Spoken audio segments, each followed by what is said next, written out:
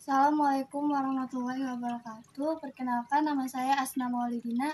Saya dari program studi S1 Manajemen kelas B2 semester 2. NIM saya 2892150195. Di sini saya akan menyampaikan materi perekonomian Indonesia tentang pertumbuhan ekonomi. Pertumbuhan ekonomi, konsep dan cara penghitungan. Pertumbuhan ekonomi yang tinggi dan berkelanjutan merupakan kondisi utama atau keharusan bagi kelangsungan pembangunan ekonomi dan peningkatan kesejahteraan jumlah penduduk bertambah setiap tahun, sehingga dengan sendirinya kebutuhan konsumsi sehari-hari juga bertambah setiap tahun. Maka dibutuhkan penambahan pendapatan setiap tahun. PDB dapat diukur dengan 3 macam pendekatan, yaitu pendekatan produksi, pendekatan pendapatan, dan pendekatan pengeluaran. Sedangkan melalui pendekatan pendapatan, PDB adalah jumlah pendapatan yang diterima oleh faktor-faktor produksi yang digunakan dalam proses produksi di masing-masing sektor, seperti tenaga kerja, pemilik modal, pemilik tanah, dan pengusaha. Catatan ini dihitung sebelum dipotong oleh pajak penghasilan dan pajak-pajak langsung lainnya. Dalam pendekatan ini, penghitungan PDB juga mencakup penyusutan dan pajak-pajak tidak langsung neto. Adapun menurut pendekatan pengeluaran, PDB adalah jumlah dari semua komponen dari permintaan akhir, yaitu pengeluaran konsumsi rumah tangga dan lembaga swasta yang tidak berorientasi profit atau nirlaba. Selanjutnya, sumber-sumber pertumbuhan. Pertumbuhan ekonomi bisa bersumber dari pertumbuhan permintaan agregat atau pertumbuhan penawaran agregat. Dari sisi permintaan agregat, katanya di dalam ekonomi bisa terjadi karena yang terdiri atas permintaan masyarakat, konsumen, perusahaan, dan pemerintah meningkat, seperti setelah dijelaskan sebelumnya. Sisi permintaan agregat terdiri atas 4 komponen, yaitu konsumsi rumah tangga, investasi, termasuk perubahan, stok konsumsi atau pengeluaran pemerintah, dan ekspor neto per barang dan jasa minus impor barang dan jasa. Yang ketiga, teori-teori dan model-model pertumbuhan, yaitu yang pertama A. Teori klasik. Ada 2 aliran utama pemikiran mengenai pertumbuhan ekonomi dilihat dari sisi penawaran agregat atau produksi, yakni teori klasik dan teori modern. Di antara kedua ini, teori neo-Keynesian dan teori neoklasik. Tahunan 2006, dasar pemikiran dari pertumbuhan ekonomi dipacu oleh semangat untuk mendapatkan keuntungan maksimal. Jika keuntungan meningkat, tabungan akan meningkat dan investasi juga akan bertambah. Hal ini akan meningkatkan stok modal yang ada kala produksi meningkat dan meningkat permintaan terhadap tenaga kerja sehingga tingkat upah juga meningkat. Terakhir ini selanjutnya mengakibatkan jumlah suplai tenaga kerja meningkat yang akhirnya akan menurunkan tingkat produktivitas dan keuntungan karena berlakunya hukum tambahan hasil yang semakin berkurang. Karena terbatasnya jumlah sumber daya alam atau SDA seperti luas tanah, proses ini selanjutnya mengakibatkan produksi, permintaan tenaga kerja, dan juga tingkat upah menurun.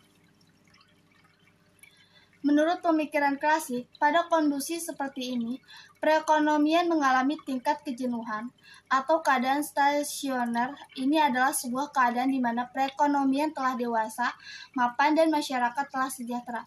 Tetapi tanpa perkembangan lebih lanjut, beberapa teori klasik tersebut antara lain sebagai berikut. Yang pertama, teori pertumbuhan Adam Smith. Di dalam teori ini ada 3 faktor penentu proses produksi atau pertumbuhan, yaitu SDA, SDM, dan barang modal. Yang kedua, teori pertumbuhan David Ricardo. Menurut teori ini, pertumbuhan ekonomi ditentukan oleh SDA dalam arti tanah yang terbatas jumlahnya dan jumlah penduduk yang menghasilkan jumlah tenaga kerja yang menyesuaikan diri dengan tingkat upah di atas atau di bawah tingkat upah alamiah atau minimal. Dan yang ketiga, teori pertumbuhan dari Thomas Robert Malthus. Menurutnya, ukuran keberhasilan pembangunan suatu perekonomian adalah kesejahteraan negara, yaitu jika PNB potensialnya meningkat. Sektor yang dominan adalah pertanian dan industri. Output di kedua sektor tersebut ditingkatkan, maka PNB potensialnya akan ditingkatkan. Ada dua kelompok faktor yang sangat menentukan pertumbuhan, yaitu faktor-faktor ekonomi seperti tanah, tenaga kerja, modal, organisasi, dan faktor-faktor non-ekonomi seperti keamanan atas kekayaan, konstitusi, dan hukum yang pasti, etos kerja, dan disiplin pekerja yang tinggi. Yang keempat, teori Marx. Marx membuat 5 tahapan perkembangan sebuah perekonomian, yaitu A. Perekonomian komunal primitif, B. Perekonomian perbudakan, C. Perekonomian feodal, D. Perekonomian kapitalis, dan E. Perekonomian sosialis. Titik kritis dari teori Marx ini adalah pada transisi dari perekonomian kapitalis dan sosialis. B. Teori Neo-Keynesian.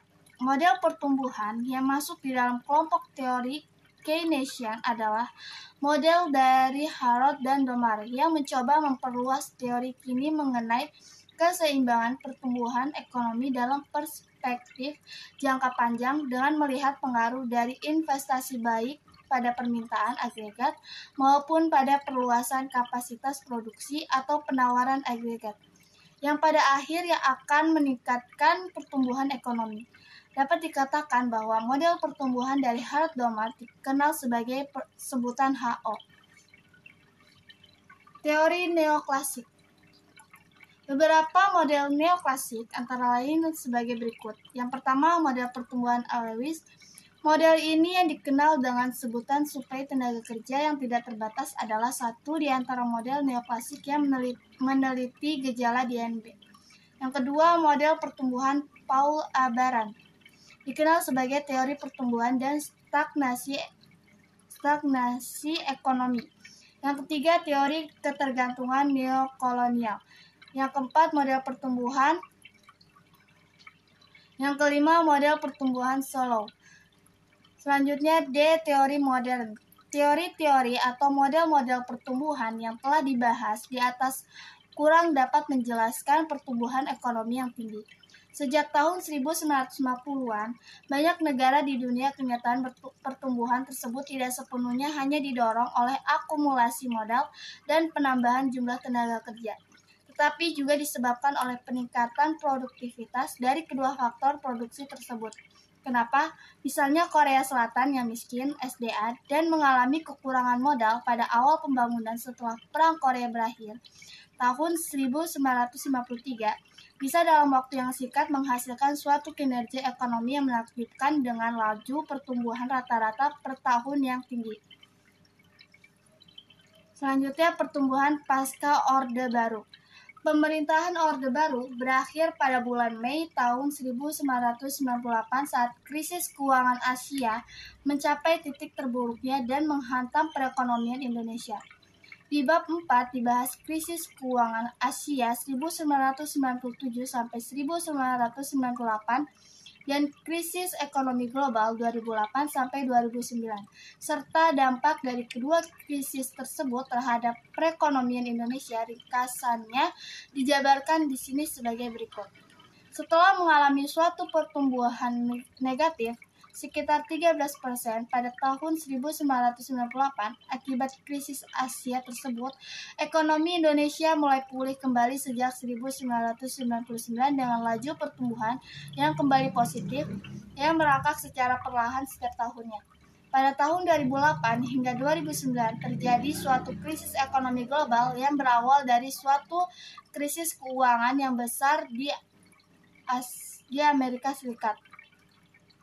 Perekonomian Indonesia juga terkena imbasnya, terutama lewat penurunan volume ekspor manufaktur untuk sejumlah barang, terutama mebel akibat permintaan krisis keuangan Asia pada saat krisis 2008 sampai 2009. Ekonomi Indonesia tetap mampu mempertahankan pertumbuhan yang positif, walaupun lajunya lebih rendah daripada yang diharapkan saat sebelum krisis terjadi. Selanjutnya, perubahan struktur ekonomi.